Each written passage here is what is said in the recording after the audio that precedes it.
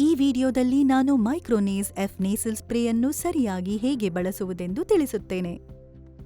ಇದು protective cap, nasal tip, ಆಕ್ಚುಯೇಟರ್ ಮತ್ತು medicine container. ಈ ನೇಸಲ್ ಸ್ಪ್ರೇನ ನಿಮ್ಮ ಡಾಕ್ಟರ್ ಹೇಳಿರುವ ಪ್ರಕಾರ ಅಥವಾ ಸೂಚನೆ ಕೊಟ್ಟಿರುವ ಪ್ರಕಾರ ಮಾತ್ರ ಬಳಸಿ. ಪ್ರತಿ ಬಾರಿ ಬಳಸುವ ಮೊದಲು ಭದ್ರತಾ ಕ್ಲಿಪ್ ತೆಗೆದು ಬಳಸಿದ ನಂತರ ಮತ್ತೆ ಅಳವಡಿಸಲು ಮರೆಯಬೇಡಿ. ಮೊದಲು ನಿಮ್ಮ ಮಗುವಿಗೆ ಕೈ ತೊಳೆಯಲು ಪ್ರೋತ್ಸಾಹಿಸಿ.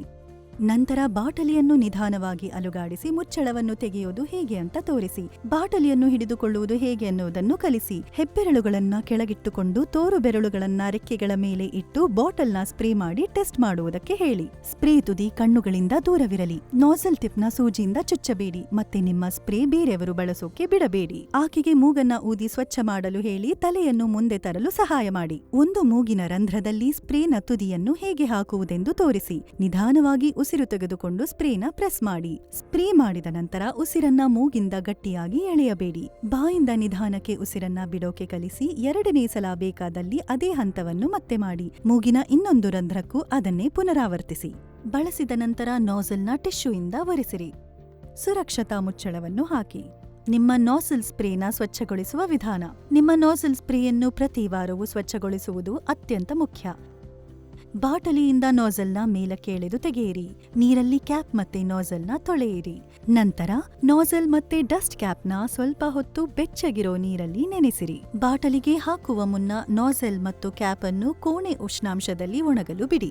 ಸ್ವಚ್ಛತೆ ಬಗ್ಗೆ ಹೆಚ್ಚಿನ ಮಾಹಿತಿಗಾಗಿ ಇನ್ಸ್ಟ್ರಕ್ಷನ್ ಮ್ಯಾನ್ಯುಯಲ್ ಓದಿ ಅಥವಾ ನಿಮ್ಮ ಡಾಕ್ಟರ್ನ ಸಂಪರ್ಕ ಮಾಡಿ. ಪುಟ್ಟ ಮಕ್ಕಳ ಉಸಿರಾಟ ಸರಾಗವಾಗಿ ಆತ್ಮವಿಶ್ವಾಸದಿಂದ ಬೆಳೆಯಲು ಸಹಾಯ ಮಾಡುವುದು ಮೈಕ್ರೋನೇಸ್ ಎಫ್ ನೇಸಲ್ ಸ್ಪ್ರೇ. ಹೆಚ್ಚಿನ ಮಾಹಿತಿಗಾಗಿ ನಿಮ್ಮ ಡಾಕ್ಟರ್ನ ಸಂಪರ್ಕ ಮಾಡಿ. ಮುಖ್ಯ ಸೂಚನೆಗಳು: ಈ ಉತ್ಪನ್ನವನ್ನು ನಿಮ್ಮ ವೈದ್ಯರ ಸಲಹೆಯ ಮೇರೆಗೆ ಮಾತ್ರ ಬಳಸಬೇಕು. ಸೂಚಿಸಿರುವ ಪ್ರಮಾಣವನ್ನು ಮೀರಿಸಬೇಡಿ. ಈ ಔಷಧಿಗೆ ಪರಿಣಾಮ ತೋರಿಸಲು ಕೆಲವು ದಿನಗಳು ಬೇಕಾಗಬಹುದು. ಆದ್ದರಿಂದ ನಿಯಮಿತವಾಗಿ ಬಳಸುವುದು ಅಗತ್ಯ. ನಿಮ್ಮ ವೈದ್ಯರ ಸಲಹೆ ಇಲ್ಲದೆ ಚಿಕಿತ್ಸೆಯನ್ನು ನಿಲ್ಲಿಸಬೇಡಿ. ಈ ಉತ್ಪನ್ನವನ್ನು ನಿಮಗಾಗಿ ಮಾತ್ರ ನಿಗದಿಪಡಿಸಲಾಗಿದೆ. ಇತರರೊಂದಿಗೆ ಹಂಚಿಕೊಳ್ಳಬೇಡಿ. ಮಕ್ಕಳ ಕೈಗೆ ಸಿಗದಂತೆ ಇಡಿ. ಪ್ರತಿ ಬಳಕೆಯ ಮೊದಲು ಚೆನ್ನಾಗಿ ಶೇಕ್ ಮಾಡಿ. ಕೇವಲ ಮೂಗಿನ ಹೊರಭಾಗದ ಬಳಕೆಗೆ ಮಾತ್ರ.